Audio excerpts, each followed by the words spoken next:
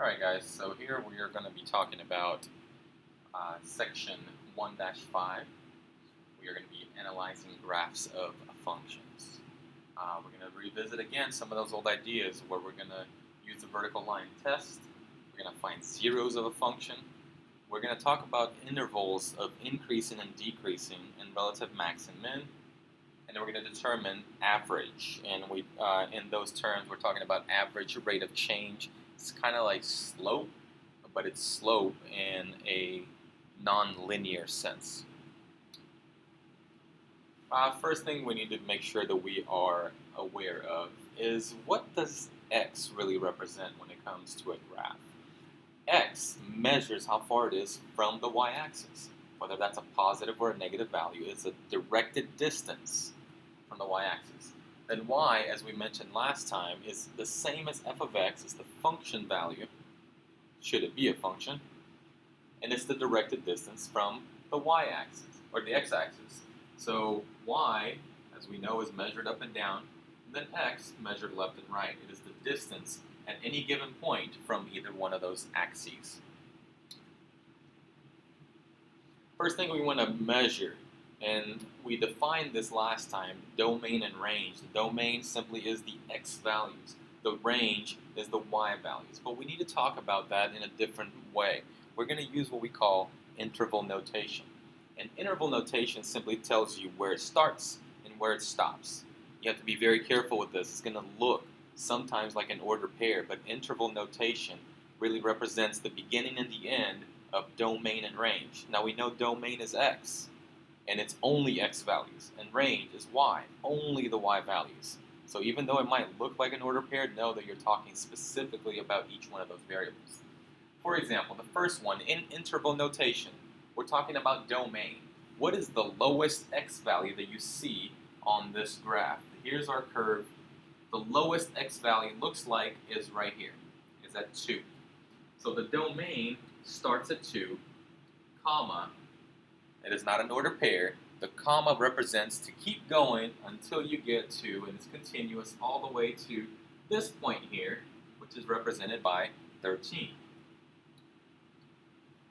Now when it comes to domain and range, we also have a way to represent that something is included or not in a graph. In domain and range, if it's not included, we use parentheses. If it is included, we use brackets. So is 2 a solid dot? Is it part of the graph? So you would use bracket. Is 13 a part of the graph? Yes, it is. Keep in mind, this is not an ordered pair, 2, 13.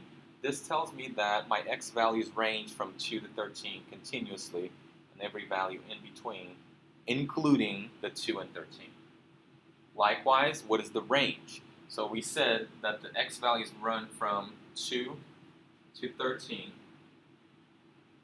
So then what is the range? What are the y values going to run from? Now you have to be careful with this, because it's not from the first point all the way to the end. It's from the lowest y value to the highest y value. We can see right here, the highest y value is here. The lowest y value is not this point here. It goes even lower. So the lowest y value is actually 1. The highest is 8. So in interval notation, inclusive, our range is 1 to 8. All right, the next thing you might be asked to do is, okay, what is the function value for a given input or for a given domain value? So what is y equal to when x is equal to 5? So f of 5, I go to where x is equal to 5 and find out what it is on my graph. So when x is equal to 5, my function has a value of 8. Likewise, the second one's asking for f of 2. So when x is equal to 2, what's my function value? When x is equal to 2, my function is at 3. Now remember, f of x is the same thing as y. So when they say f of 2, they want to know, okay, What is the y value when x is equal to 2?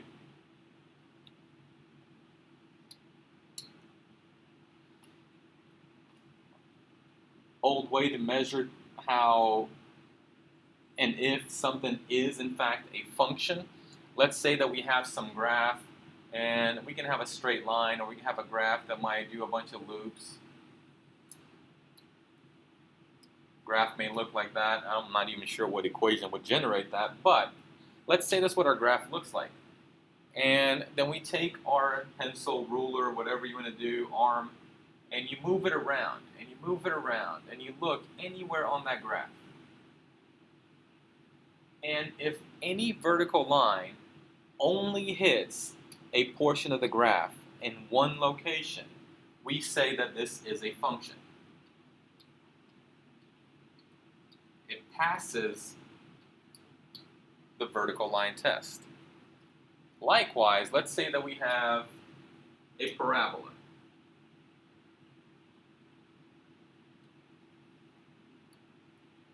But this is slightly different. This parabola is now sideways. It is a different kind of parabola than we're used to graphing. However, if I go to move my vertical line anywhere on that graph and it hits the graph more than once, this is not a function.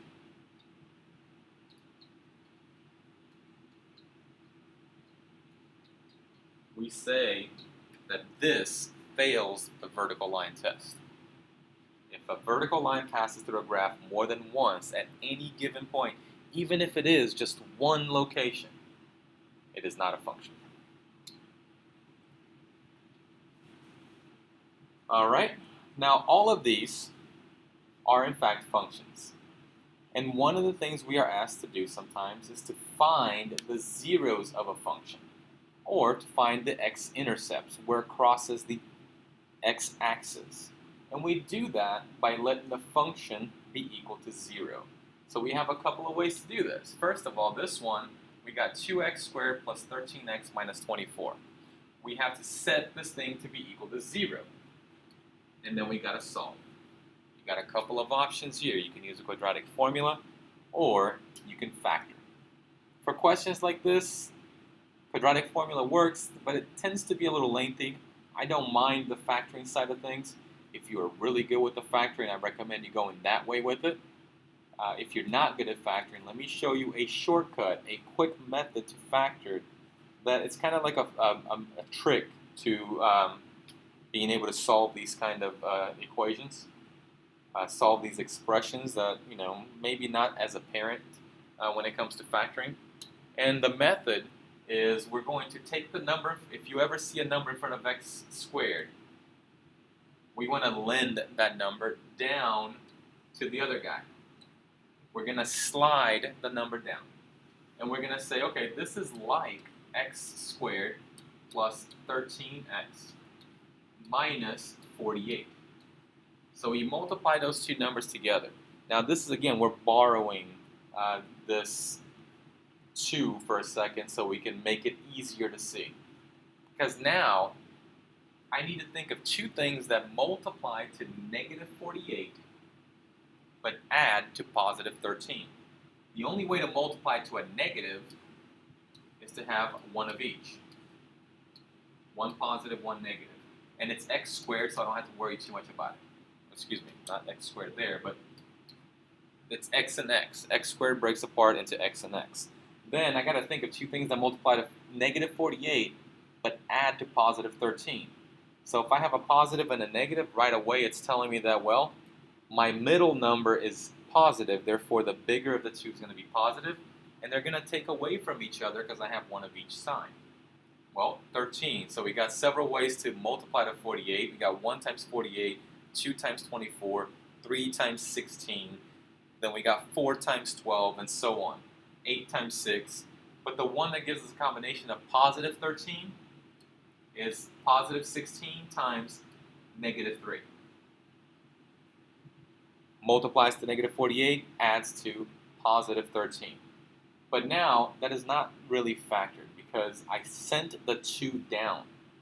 Now I have to put it back in its rightful place. So this 2 that I used here, where I sent it down to the negative 24, I need to put it back in place, and I do so by dividing. I divide both of these by 2. And what that's doing now, it's fixing the fact that I lent the 2 out. And you simplify each one of these. So this is going to be 16 divided by 2. This is plus 8. And then negative 3 divided by 2 I cannot do, and I cannot simplify. Therefore, we do something that is called bottoms up. And that 2 comes back out front of the x. So this becomes 2x minus 3. This is a quick, easy way to always be able to factor anything that is in fact factorable. It's called slide, divide, and then bottoms up. So you reduce, and anything that doesn't reduce goes to the front of the x. So now, this is x plus 8, parentheses 2x minus 3. Using the zero product property, we break them apart, and we say that x plus 8 equals 0. And then we also say 2x minus 3 equals 0. We solve, we get x is equal to negative 8. And then add 3, divide by 2. So x is equal to 3 over 2.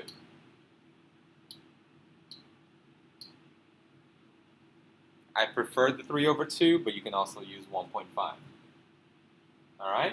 So for that one, we had to solve, find the zeros, but we had to factor. A little more involved. The next one is not too bad, because we are dealing with a square root. So at this time, if you want to try this one out, go ahead and pause the video and give it a shot. Otherwise, here's how we approach the next one.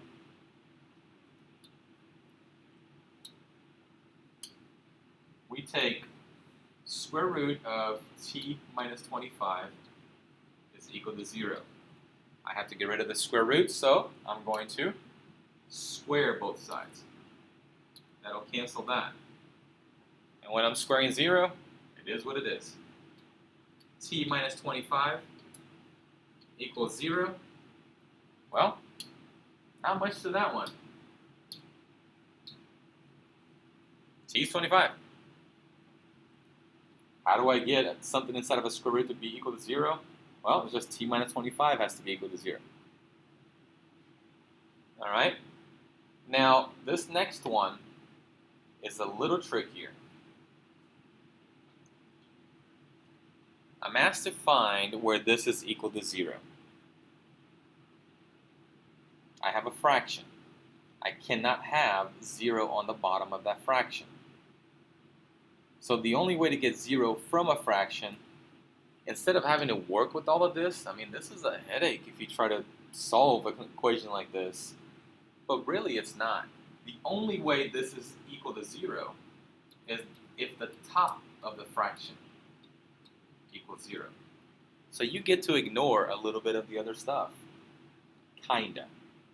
In solving, we simply use x squared minus 2 is equal to 0. To find the 0 of this fraction, you can ignore the bottom. Then, I solve by adding 2 to both sides, so x squared is equal to 2. To get rid of the square, I take the square root. That's going to cancel that. I get x is equal to square root of 2. Because it doesn't have a square root. You don't have to get that number. However, remember what we mentioned. If you ever have to take the square root of a number yourself, if you take the square root, you have to consider that number could have been either positive or negative. You don't know if it's a positive square root of 2, you don't know if it's a negative square root of 2. You just know that you took the square root, so you have to add the plus or minus. The only way an expression like part C is equal to 0, the only way that happens is if the top is equal to 0. You get to ignore the bottom for finding the 0, because the bottom is actually going to give you excluded values. So as a bonus question, what value is not in my domain for part C? what value must be excluded from part C? We take the bottom and say x minus 1 cannot equal to 0. That means in this case, in this equation, x cannot equal to positive 1. That's an excluded value from that equation. But it's not part of the solution. They asked us to find the zeros. This are the zero is what we get for the solutions to this equation. Plus or minus the square root of 2. Now we also know we can't use 1 in that equation, but that's not what we're looking for anyway. That was just a bonus question.